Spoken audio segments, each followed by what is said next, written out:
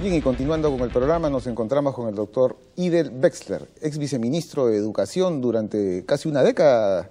Bienvenido al programa, doctor. Muchas gracias por la invitación, muy buenos días. No tanto, han sido 7 años y medio continuados y 1 año, 9 meses exactamente durante el gobierno del doctor Paniagua.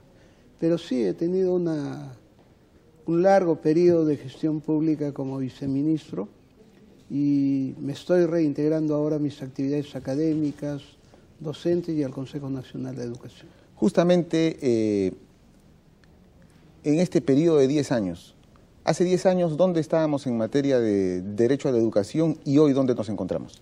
Bueno, yo creo que hay un proceso interesante de asumir que la educación no es un servicio, sino que es fundamentalmente un derecho que tienen los niños, los jóvenes y todas las personas a educarse en igualdad de oportunidades.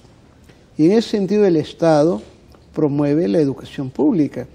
Y si tenemos en cuenta la cobertura, yo diría que hace 10 años la cobertura en primaria estaba alrededor del 75%, un promedio de cuarto de primaria, y ahora estamos ya en el 94%, lo cual implica que el Perú, en el marco de los objetivos del milenio y de las metas de Dakar, es uno de los países que está cercano a lograr la universalización de la educación primaria. En secundaria también ha mejorado, pero no todo lo que quisiéramos.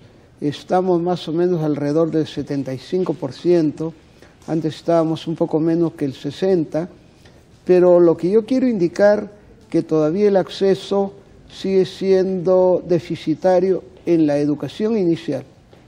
No puede ser posible que en el Perú solamente tengamos 1.300.000 niños incorporados a la educación inicial.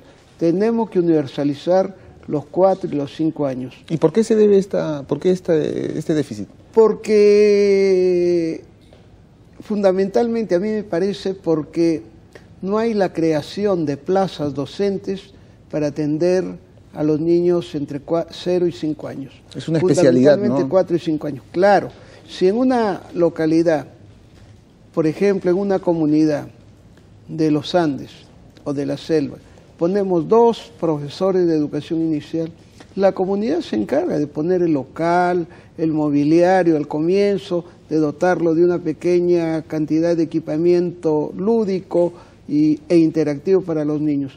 Pero si no hay un profesor, difícilmente vamos a atender el derecho a la educación, que es tan importante de 0 a 5 años.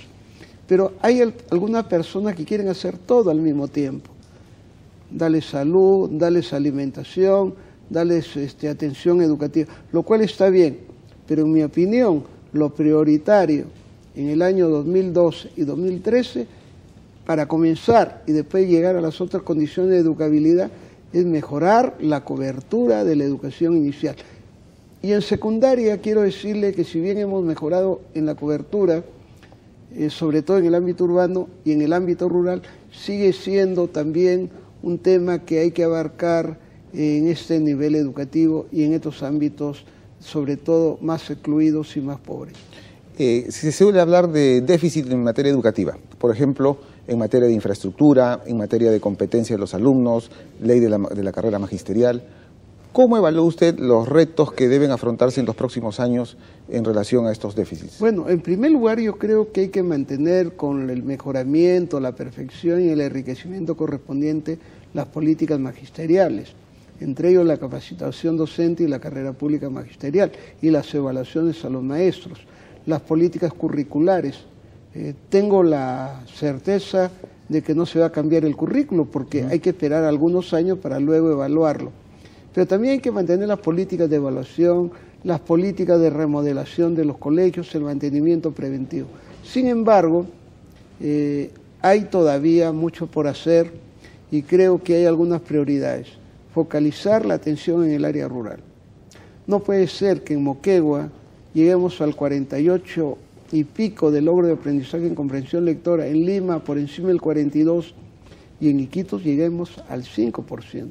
Algo está pasando ahí. Algo está pasando mal. Y yo invoco a los gobiernos regionales a que asuman el reto de cambiar la educación con apoyo del Gobierno Nacional y del Ministerio de Educación. Y por otro lado, tenemos el problema que hay que mejorar, reformar, fortalecer la gestión educativa descentralizada. Hay mucha deficiencia y hay todavía muchos comportamientos de corrupción. Necesitamos una gestión descentralizada, eficiente y ética.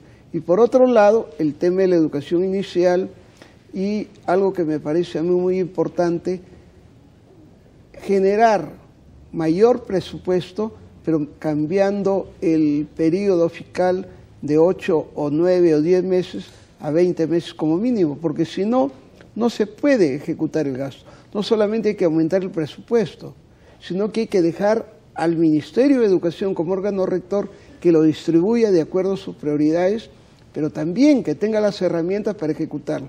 Por ejemplo, el MEF está planteando que se modifiquen los diseños presupuestales en base a resultados. Me parece bien, pero no cambia la legislación, las normas y los procedimientos para la ejecución de ese presupuesto. Ah, qué interesante. Alguno cree que cambiando los diseños se arregla el problema. O sea, usted estaría hablando de una ejecución de un presupuesto bianual, más o menos. Exactamente. Ah, qué interesante. Porque solamente para la adquisición de textos mediante una licitación pública se demora 10 a 12 meses.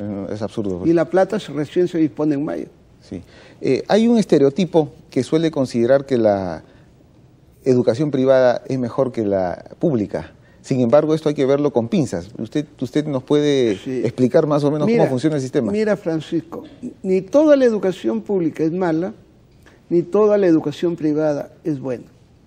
Hay colegios públicos que ahora están trabajando cada día más con un creciente compromiso por mejorar la calidad educativa. Y yo saludo a la mayoría de maestros y directores de colegios que trabajan en esta direccionalidad. Hay colegios públicos muy buenos, pero en el caso de los privados hay colegios tradicionales, convencionales, ya sea de las asociaciones culturales tipo León Pinel o Roosevelt, que son muy buenos. Hay colegios como el Inmaculada, etcétera, que son buenos.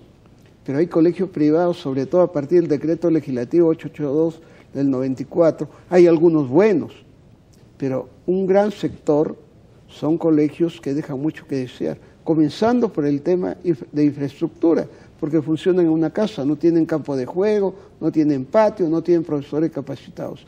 Así que hay una brecha entre educación pública y educación privada, pero esa generalización que toda la educación pública es mala y que toda la educación privada es buena, no responde a la realidad.